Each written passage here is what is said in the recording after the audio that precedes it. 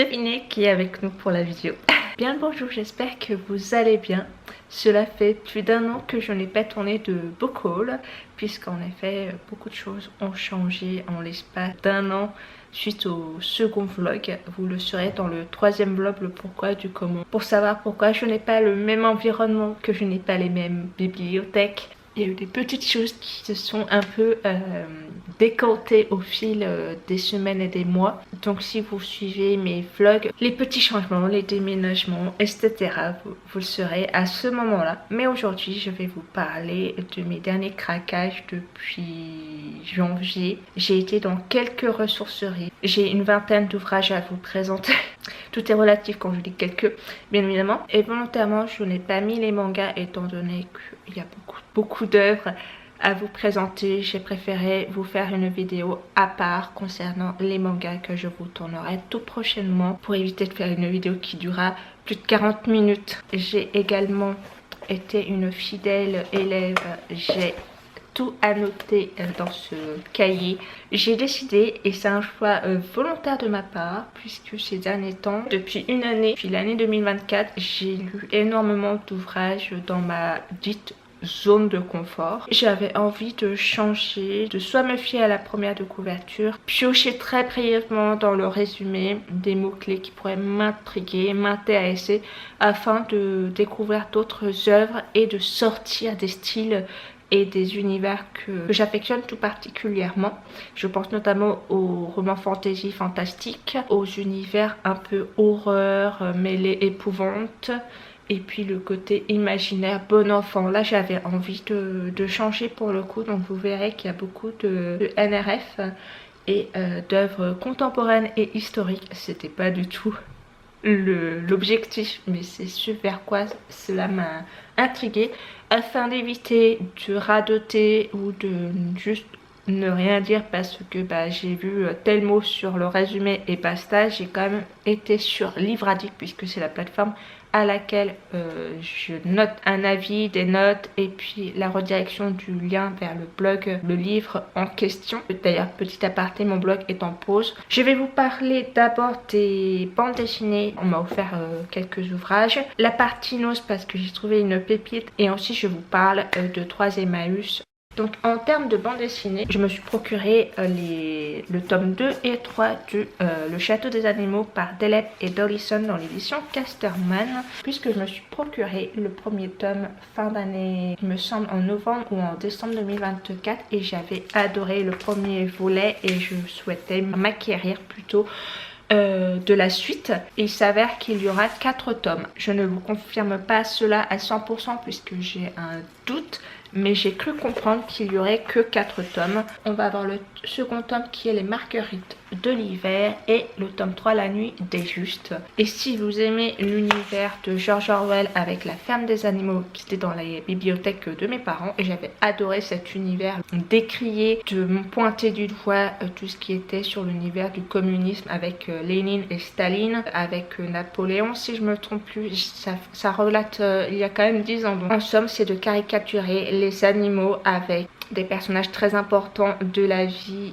Et là on retrouve plus ou moins ces ambiances similaires mais à notre époque, et j'aime beaucoup déjà le graphisme qui est vraiment somptueux, mais également les thématiques à laquelle on retrouve et qui je trouve c'est un chef d'œuvre, et ça décrit énormément de choses par rapport à la société actuelle. Disons que la bande dessinée a su transposer ce qui était à l'ère de George Orwell à notre époque, avec tout ce qui se passe au sein de notre société, que ce soit dans notre propre nation ou les nations alentours. Une bande dessinée d'anticipation fait froid dans le dos. Honnêtement, je ne vous cache pas que le premier tome reste malgré tout une lecture très difficile parce qu'il y a des morts, parce que on est dans une société d'animaux où c'est le plus fort qui règne. On exploite avec cruauté le bas peuple, donc les animaux plus faibles par rapport aux chiens et aux fameux taureaux. Si vous êtes sujet en ce moment à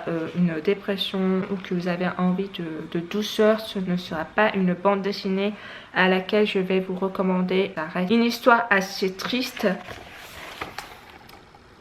malgré la douceur que peut apporter les dessins.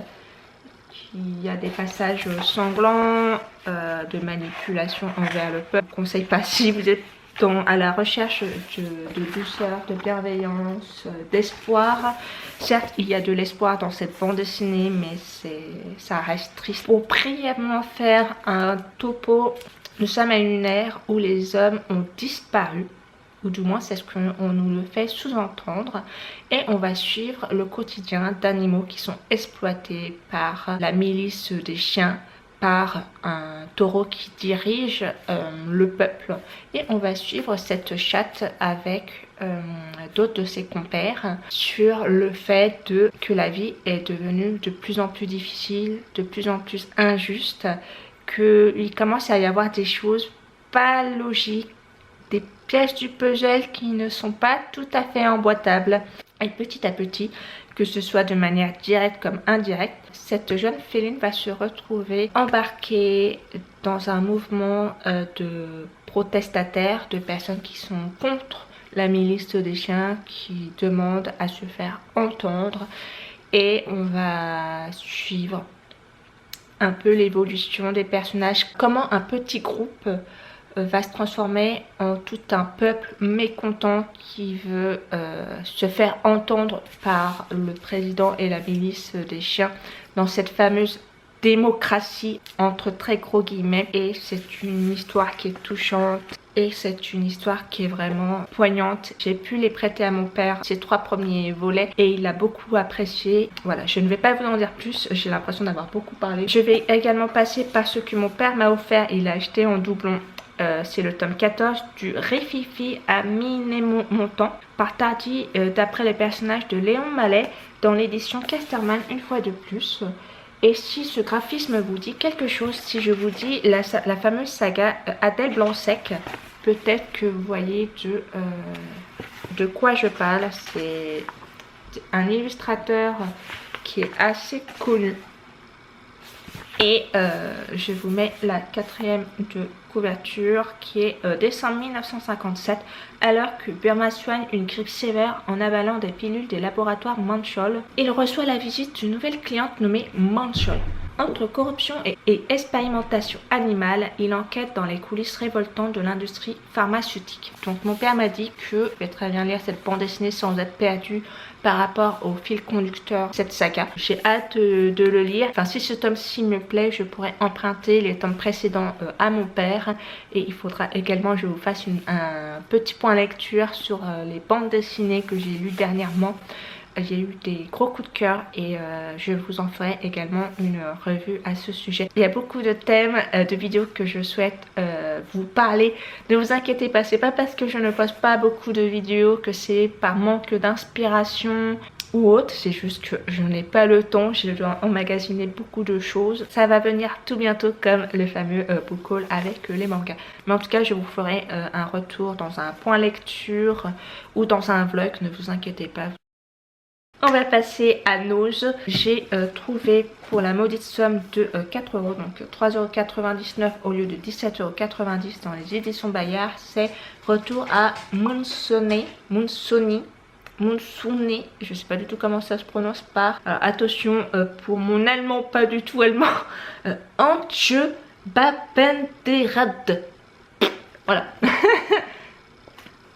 C'est écrit par une allemande. Si vous savez comment ça se prononce, n'hésitez pas à me le faire part en commentaire. Et j'ai très brièvement lu la 4e de couverture. Et ce qui a retenu mon attention, c'est Vie au nord du Canada, l'arrivée d'un jeune homme fantôme du passé, une jeune fille de son âge et sa soif de vérité. Voilà, c'est ce qui m'a énormément plu dans cette accroche. Je pense que vous verrez, il y a un chat qui est sur mes genoux. Et sur Livradik, il a une très bonne note, il a 17 sur 20 et c'est apparemment de l'adolescent contemporaine. J'avais noté effectivement que ça se passait au Canada, qu'il y avait une sorte de pèlerinage, remise en question par rapport à son passé. Voilà les choses qu'il gardait pour lui, qui vont ressurgir avec les nouvelles rencontres, avec cette sorte d'introspection du passé avec le présent.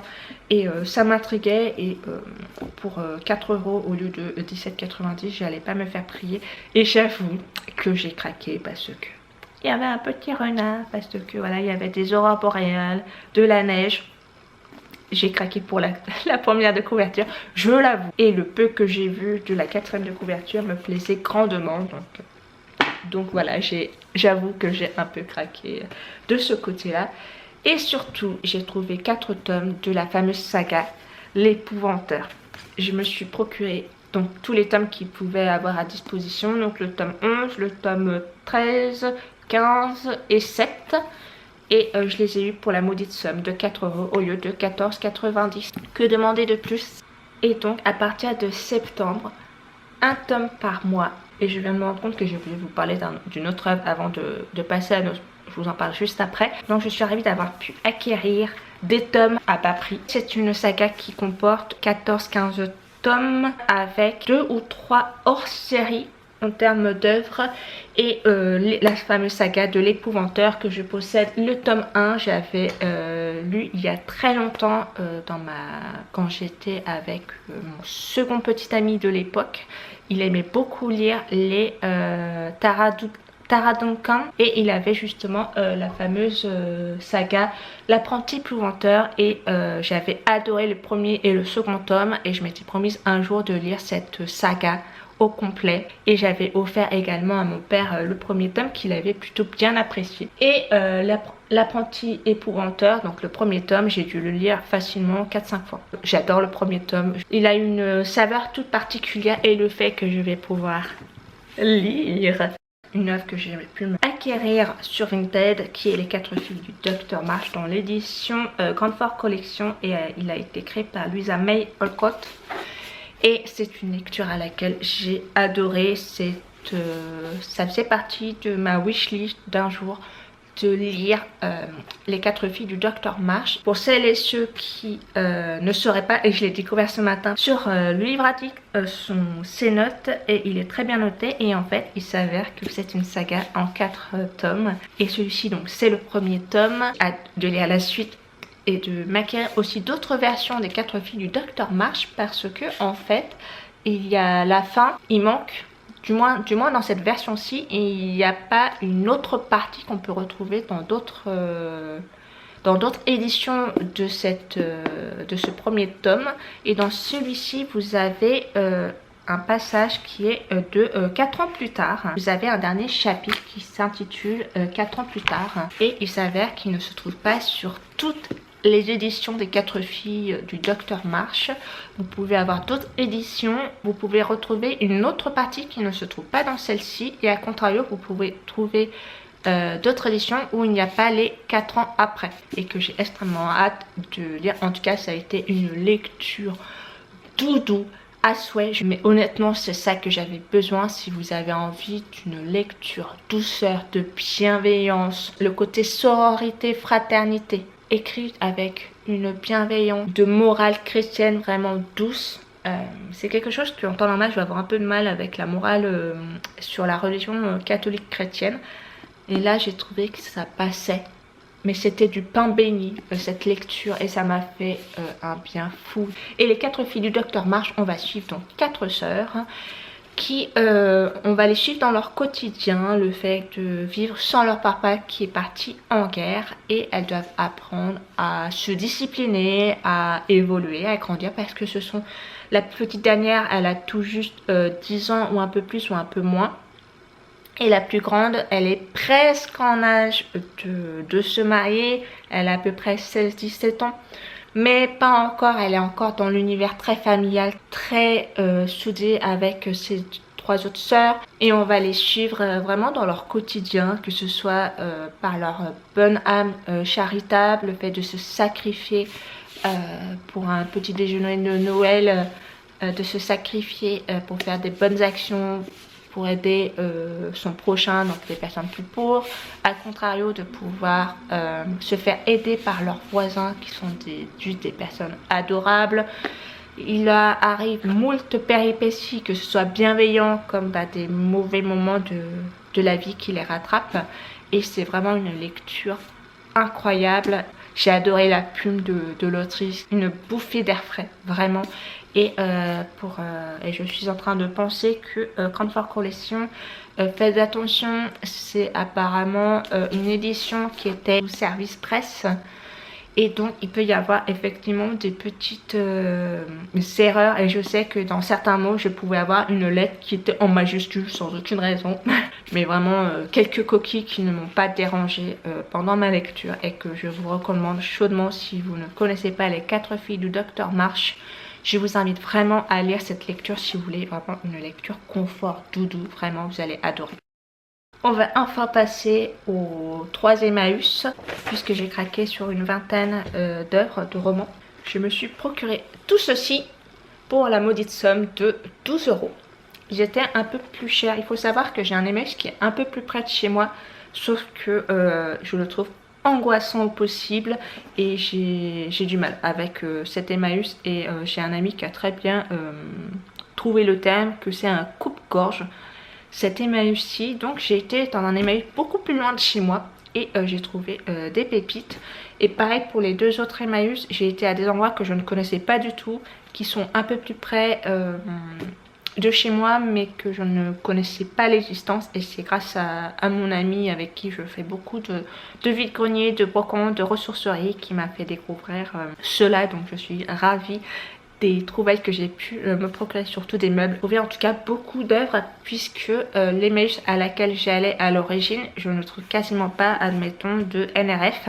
J'ai beaucoup trouvé des œuvres pas forcément communs, ou qui donnent envie de s'y pencher, sachant que, à contrario, le second Emmaüs où j'ai été, il y avait une flopée de NRF, et j'ai été surprise, et c'est pour ça qu'il y a beaucoup d'œuvres sur le sujet, parce que c'est une maison d'édition qui m'intrigue, et que je n'avais jamais vraiment pris le temps de m'y pencher, puisque comme je vous l'ai dit, je suis plus vers des univers adolescents, bonne enfance, les romans fantastiques et fantasy. Donc les romans RNF, ça va être plus des romans tirés vers le contemporain, ou du moins dans ceux que j'ai sélectionnés involontairement, ce sont des œuvres contemporaines pour la plupart. Donc sur les 12, celui que j'ai lu en premier, c'est L'amour et les forêts par Eric Reinhardt, qui est très bien noté, 16 sur 20. Donc c'est du contemporain, et il existe également en film. Ça va parler d'infidélité, de maltraitance au sein d'un couple. Et ça se passe vers Nancy-Strasbourg, donc à l'est de la France. Et c'est une œuvre qui partait plutôt très bien, même si le premier chapitre, ça met c'est plus un chapitre, même si le premier chapitre part sur une introduction, pose les bases, ensuite ça monte. Et puis à un moment donné, c'est redescendu comme un soufflet, et j'ai abandonné ma lecture. Il me restait juste un chapitre, mais ce chapitre, honnêtement, j'avais pas envie de le lire, parce que ça n'allait pas apporter ce plus à la lecture. Et on va dire, c'est un peu comme on peut voir dans les films où il y a une fin assez triste, et que on voit un monde un peu parallèle de quelque chose de doux par rapport au héros. Je sais pas si vous voyez, j'ai pas de film en tête là actuellement, mais c'est sûr à quoi j'ai pensé, et que ça n'apporterait pas plus que ça de mon point de vue par rapport à cette lecture. Donc pour moi, il a un modeste 12 sur 20. 12 parce que j'ai aimé une bonne partie, quasiment presque la moitié de l'œuvre, et après c'est redescendu comme un soufflet. J'avais été penchée par le titre L'amour et les forêts. Je m'attendais à une histoire qui se passe un peu à un moment de repli, de quitter le monde dans lequel elle vivait, et je sais pas, d'être à un moment un peu le temps d'un week-end, le temps de quelques jours pour se ressourcer dans une forêt. C'est ce à quoi je pensais. Les mots qui m'avaient tilté étaient détresse, racontant une folle journée de rébellion, et émancipation féminine, qui n'en est absolument pas une. J'aurais lu le résumé à ce moment-là, je ne l'aurais pas pris, parce que tout ce qui est sujet à l'infidélité, à la maltraitance dans un couple, c'est quelque chose c'est pas le type de lecture que j'ai envie de lire et qu'au final j'ai lu. Il n'y a aucune émancipation féminine et vraiment là sur le coup j'ai pas compris pourquoi ils ont mis émancipation féminine alors que du début jusqu'à la fin on va suivre un Bénédicte Ombredane qui se fait maltraiter autant physiquement que psychologiquement par son mari Jean-François Ombredane qui est juste, désolé du terme mais il n'y en a pas d'autre à mon point de vue, mais c'est juste une ordure, une crevure, un déchet et même un déchet apporte toujours quelque chose dans un microsystème pour les moisissures.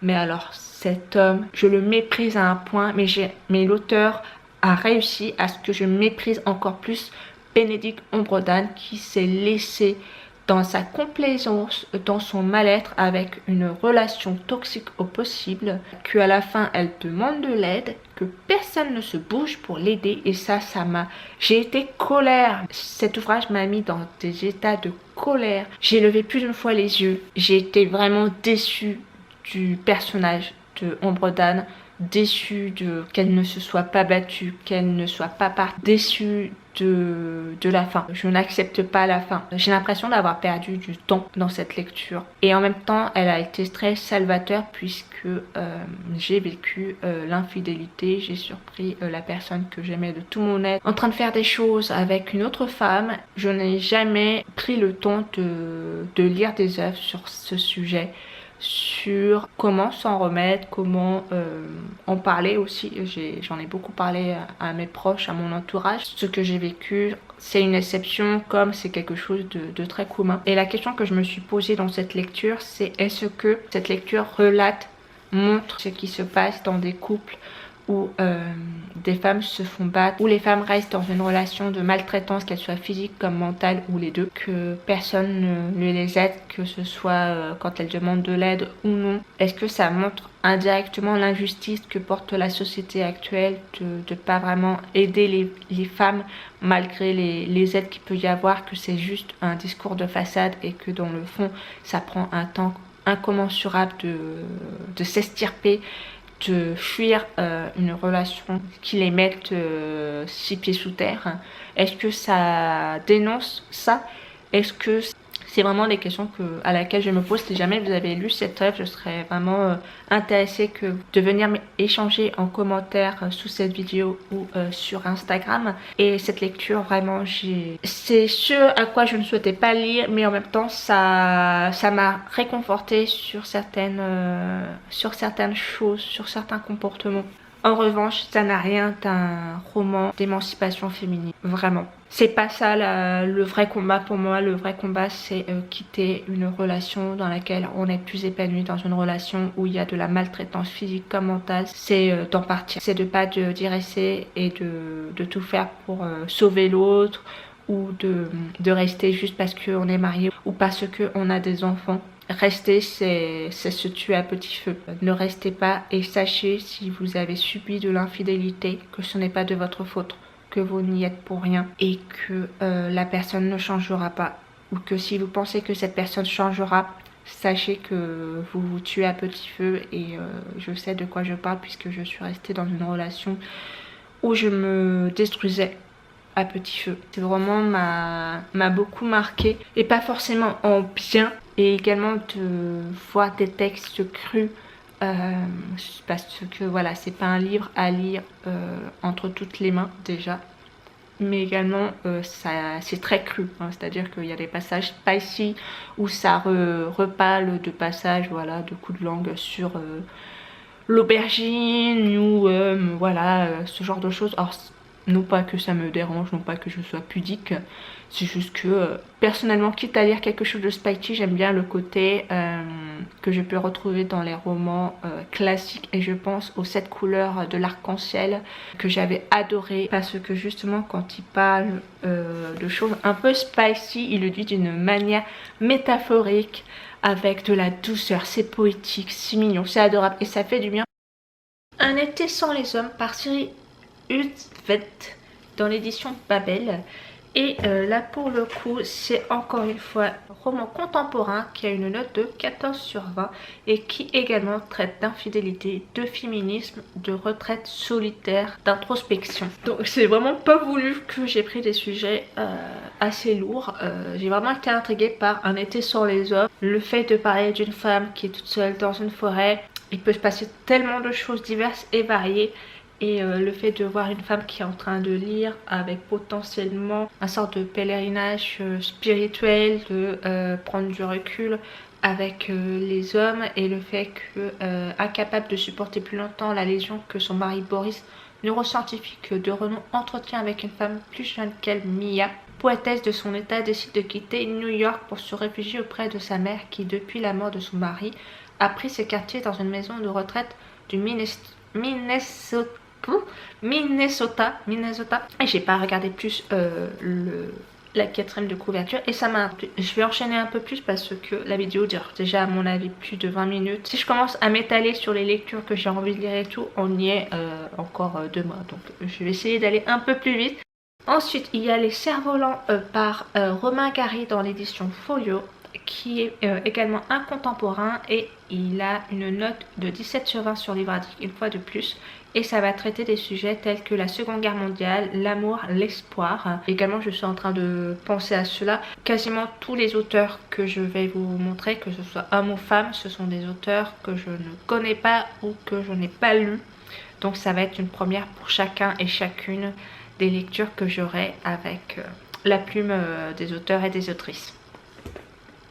Ensuite nous avons Stendhal, la Chartreuse de Parme, est donc un classique, et la version que j'ai est une version de 1964 et elle a écopé un 14/20. Et les annotations que j'ai pu mettre, c'est prison, amour et philosophie. Nous allons avoir Le mariage de Figaro, qui est une saga en 3 tomes, qui est également un classique. C'est une pièce de théâtre drôle et cocasse d'après les commentaires. Ça parle de frivolité, que c'est tout casquette dans le sens où il se passe pas mal de choses.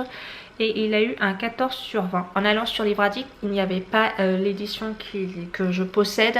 Et comme c'est une saga en 3 tomes, il n'est pas impossible que je la mette dans une boîte à livres, puisque je l'ai eu pour 1 euro. Donc vraiment c'est 3 fois rien.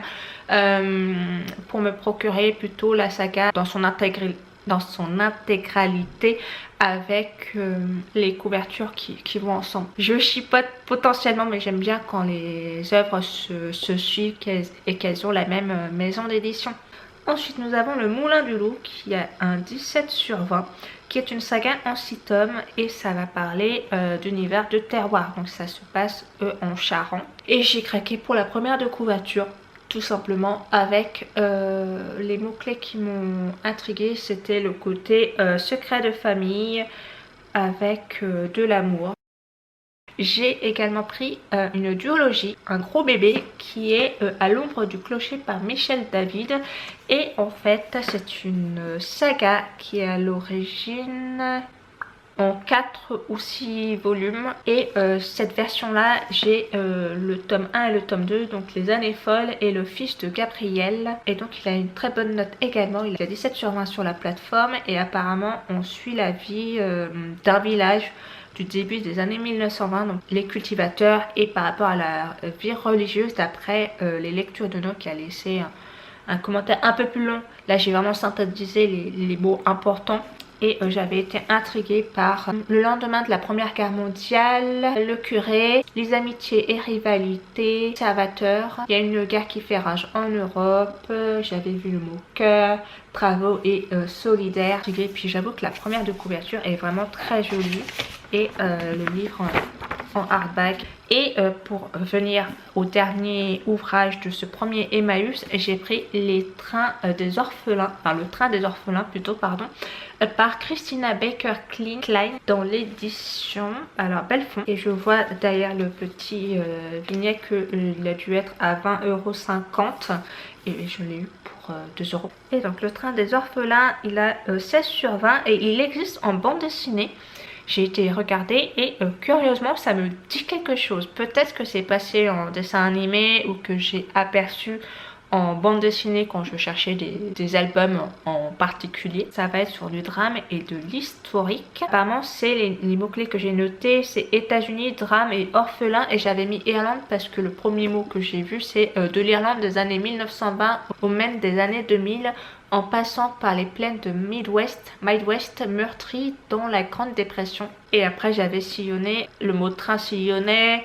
J'avais également vu une bourgade tranquille du Maine, entre ado rebelle et une vieille dame qui se lie.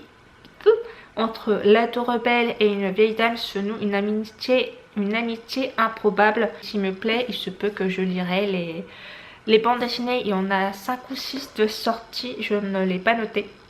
Mais en tout cas, voilà, j'ai très hâte de... Enfin, au second Emmaüs où déjà j'ai trouvé une pépite et j'ai donc trouvé cette version intacte de Le lit d'Aliénor de Mireille Calmel en parfait état.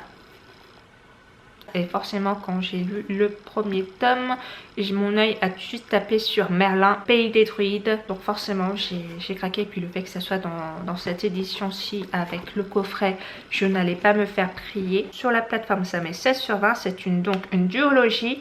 Et la saga au complet, c'est Loana de Grimwald. Et ça va parler d'historique, royauté, légende arthurienne. Donc forcément, les mots-clés qui m'ont intrigué et qui m'a tout de suite fait... je te prends en plus du coffret et des couvertures somptueuses, c'est le mot druide. Et légende arthurienne, c'est vraiment quelque chose qui me plaît grandement et que j'ai hâte de lire. J'espère pouvoir trouver les autres tomes dans ces éditions-ci, j'espère en tout cas.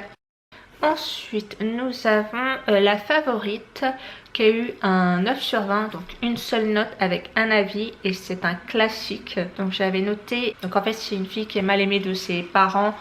Elle va essayer de sauver un enfant donc elle décède et sa sœur jumelle va mal vivre sa perte, sa disparition et elle va se transformer et devenir la sœur qu'elle a perdue. Et j'ai été intriguée par le dernier texte qui était au-delà, l'auteur nous montre que les hommes et les femmes sont prisonniers de leur passé au point de gâcher ce qui aurait pu être le bonheur présent. Stella et celui qu'elle appelle le capitaliste s'aiment pour de bon, mais il n'arrive jamais à surmonter les malentendus, le soupçon, le silence. Donc ça m'avait intriguée, je me suis dit pourquoi pas.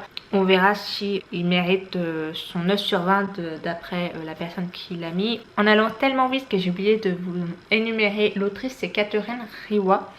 Et on passe avec le suivant qui est Le Grand Cœur, créé par Christophe Ruffin de l'Académie française. Et alors lui, il a eu un 16 sur 20 et c'est sur des faits historiques, Moyen-Âge à Renaissance. Et j'avais vu le mot château médiéval, histoire de France et donc ça m'intriguait de lire cela puisque j'adore tout ce qui est univers médiéval, Renaissance, victorienne, édouarienne, bref. Enfin j'aime beaucoup ces univers là donc j'ai extrêmement hâte. Et puis c'est quand même aussi une petite brique qui compose... Tu fais combien de pages? 598 pages. Ça, je pense honnêtement, si je lis une vingtaine, trentaine de pages par jour, ça se lit assez rapidement, surtout s'il est très prenant. Ensuite, Chanson douce par Leila Silmani, qui a eu un 15 sur 20 et ce serait dans l'univers drame contemporaine. Il existe également en film, que je n'ai pas vu. Et les mots qui m'ont intriguée, c'est cabinet d'avocat, amour et drame. Et apparemment, ça dénoncerait la société par rapport à des sujets... le fait que les parents délèguent tout sur leurs enfants ou autre, comme ça parle d'avocat et tout, je me dis que ça pourrait être intéressant, donc hâte de voir ce qu'il en est. À l'Asile des Fous qui est Régis Geoffrey, alors lui j'ai lu plus que c'est un résumé très court et succinct. Vous avez dû trouver cette famille étrange, mais plus encore que les histoires d'amour. Toutes les familles sont des asiles fous. Apparemment c'est un auteur qui a déjà écrit 13 romans dont Histoire d'amour. Clémence Picot, Promenade Univers pour laquelle il a reçu le prix de décembre. Donc ce qui est étonnamment curieux étant donné que par contre il a vraiment eu 10 sur 20. C'est contemporain avec de l'humour et les peu de commentaires qu'il pouvait y avoir sur Livre Addict, ça mettait mauvaise critique. Quand on le dit apparemment ça nous mine le moral, que c'est dérangeant, malaisant. Donc du coup ça m'a intriguée et j'ai vraiment envie de le lire pour savoir le pourquoi du comment, pourquoi il a une aussi mauvaise critique. et le nom sur le mur par Hervé Letellier que j'ai lu, que j'ai terminé il y a quelques jours. En même temps, c'est vraiment la police d'écriture est assez grande. Il y a de la documentation, vous avez des photos. Personne va relater toute la vie jusqu'à sa mort, puisque voilà, c'est une personne qui est décédée pendant la résistance. Et la personne qui va faire ce petit livre va relater sa vie donc au travers des photos de ses proches. Qu'est-ce que à ce moment-là était sorti comme film, comme roman, les stars de cette époque-là. Et puis parler forcément de ce qui s'était passé avec les nazis. Vraiment c'est assez dur à lire. J'ai mis une bonne petite note, je crois, j'avais dû mettre 14 sur 20. Ça, comme je vous le dis, ça se lit assez vite. J'avoue que ça m'a un peu miné le moral, puisque en effet on parle de guerre, donc forcément c'est pas très réjouissant. On sait d'avance que le personnage principal et qui a existé et à laquelle on rend hommage justement dans cette œuvre, c'est une personne qui est décédée pour sa patrie.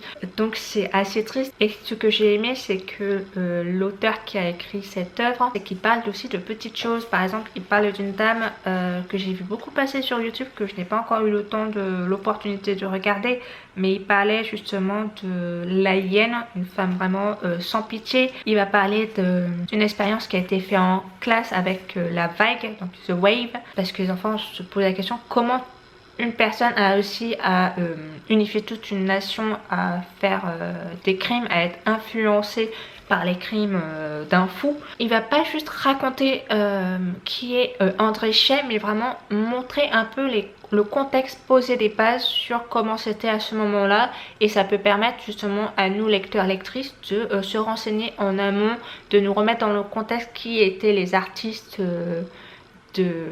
en son temps, les films qui sortaient. Donc il y avait le Titanic par exemple, le tout premier Titanic avant celui que nous connaissions avec DiCaprio. Et donc j'ai apprécié cette lecture. Et aussi ce que j'ai aimé, j'ai eu l'impression d'être cette Amélie Poulain quand elle découvre justement dans la salle de bain une petite boîte avec des souvenirs, à qui appartenait cette petite boîte et tout, et j'ai eu l'impression d'être elle au travers de cette lecture. C'est une lecture touchante, poignante. Et on termine enfin avec le troisième Emmaüs pour les 5 ouvrages pour 5 €. Donc j'ai pris Je me suis procuré Madame de Sévigné par Stéphane Malter. J'en ai déjà entendu, alors je ne sais plus. Est-ce dû au cours de français où on en a déjà parlé? Est-ce que c'est dans une précédente lecture? Et je pense aux 24 heures, comment il se nomme? Je l'ai emprunté à mes parents en même temps que j'allais sur Instagram. C'est 24 heures d'une femme sensible par Constance de Sales. Lecture incroyable. Je ne sais pas si on peut dire sous correspondance épistolaire, mais disons que c'est une femme qui envoie des lettres à son ami. Je ne sais pas s'il y avait une référence à celui-ci ou alors c'est dans un autre univers. Madame de Sévigné, elle a un 20 sur 20, il y a eu une note. C'est une biographie et c'est donc épistolaire, pas sous forme de lettres, et j'aime beaucoup les correspondances épistolaires. Je sais pas, je trouve que ça a un cachet, ça a quelque chose. Une lecture que j'ai déjà lue par le passé avec les cours de français au lycée, c'est Baudelaire, Les Fleurs de Mal, que j'ai pris dans cette édition-ci, qui est vraiment très jolie. C'est un classique que j'ai lu et que j'ai eu pour 1 € au lieu de 3 €. Et que je prendrai plaisir à relire prochainement, et que j'ai trouvé rigolo, c'est qu'il y avait des petites annotations. Ensuite on passe à Guillaume Apollinaire avec Alcool dans le livre de poche, que pareil c'est un classique poésie, que j'en ai déjà beaucoup entendu parler, que il me semble que mes parents ont dans leur bibliothèque et que j'avais très envie de lire, vu que c'est des formes de poésie, ça se lira très vite étant donné qu'il y a plus de... on est... 481 pages, donc honnêtement ça se lira très vite. Ensuite nous allons avoir Retour en Écosse par Rosamund Pilcher. Alors je sais pas du tout comment ça se prononce dans l'édition Pocket, qui est une très grosse brique et qui lui a eu 14 sur 20, et c'est une romance et sous forme de recueil, et j'avais noté que c'était amour, souvenir, secret de famille entre gros guillemets, donc j'ai hâte de voir ce qu'il en sera. L'écriture de police reste normale à petite, et comme c'est une grosse brique, il fait à peu près 700... Il fait 760... Il fait 764 pages. Ça, je pense que ce sera une lecture que je lirai 20 à 30 pages par jour pour pouvoir le finir assez rapidement. Et on termine avec Le Bal des Folles par Victoria Mass dans l'édition Albin Michel. Comme les éditions Babel, j'aime beaucoup la texture des couvertures. Et celui-ci, il m'a intriguée parce que déjà, il a eu un 16 sur 20 par rapport à Retour en Écosse où il a eu 14 sur 20. Celui-ci, c'est un roman historique et fantastique. Apparemment, ça parlait de conditions de la femme, de liberté entre guillemets, donc de sujets assez forts, assez sensibles. Et donc ça va être un sujet, je pense, assez poignant, assez difficile. Et c'était un peu le but de mes lectures, c'est de trouver des lectures plus diverses et variées, de pouvoir pas forcément lire que les mêmes univers, même si c'est quelque chose que j'aime beaucoup, être dans mes lectures doudou, cocon.